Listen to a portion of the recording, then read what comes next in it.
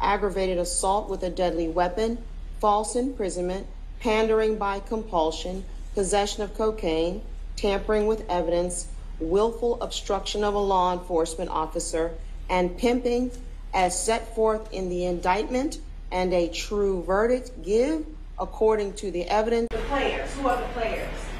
John Michael Hakeem Gibson, also known as Cash Out. You will learn that he is the leader of this organization. You heard the word enterprise. It's just a group of people doing criminal acts for money in this case.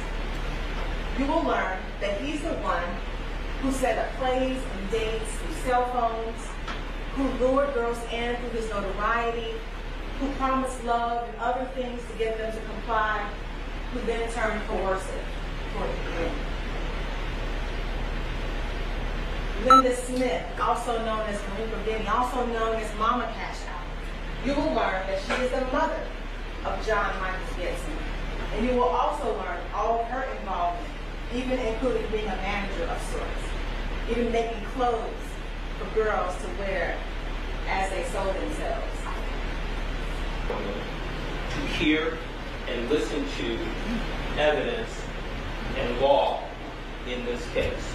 The trial of John Michael Gibson, aka Cash Out. Putting his hard work and his sacrifice to effort. And that effort began to pay off. So he was 21 years old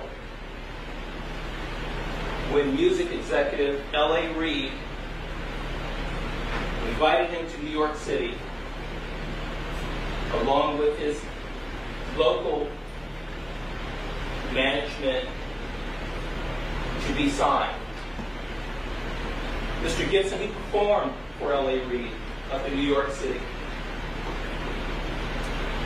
When he performed for them, they spent the entire day talking in a boardroom with industry executives. And they signed John Michael Gibson, Cash Out. Epic Records.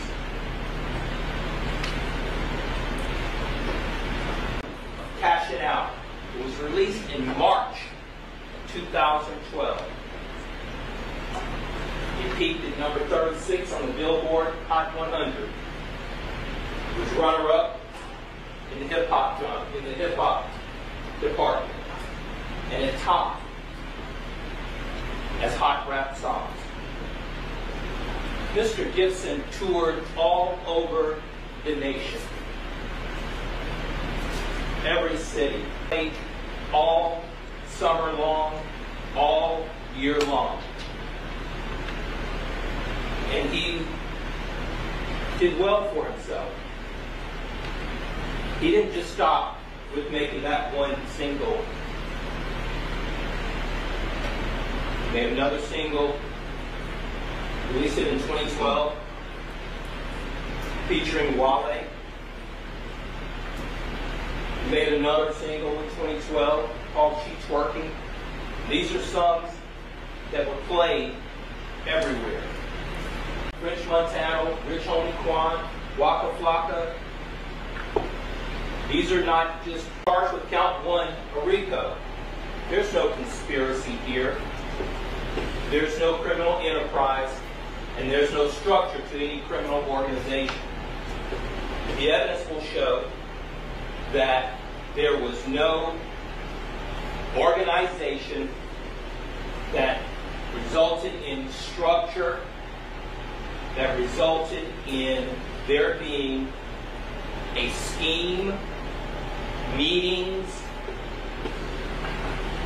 officers, the things that you would see in a corrupt, criminal, mafia-style organization. That RICO was built. Who she's talking to, her story changes. Now, ladies and gentlemen, you're going to hear the evidence is going to show you that the very first person that Jordan was communicating with was her mother via text message. The evidence is going to show you Jordan never said, "Hey mom, I'm being raped by two men, send help." You're never going to see evidence that says, hey mom, I'm being tortured and kidnapped by 2 men. This is where I am. Hey mom, I'm being held on my own. I have nowhere to go, nothing to do. Please send help. What you're going to hear is Jordan said things like, don't call anyone because I'll go to jail. Or mom, I'm going to call a friend to come pick me up. I'll take care of that on my own. Or mom, don't say anything that's going to get me in trouble. The state wants you to believe that Tyrone Taylor and Mr. Gibson are raping Jordan Adams from 6 to 12 hours, torturing her, abusing her, kidnapped her, the very first person she talks to about this, and she basically says, don't call anyone because I'm going to get arrested.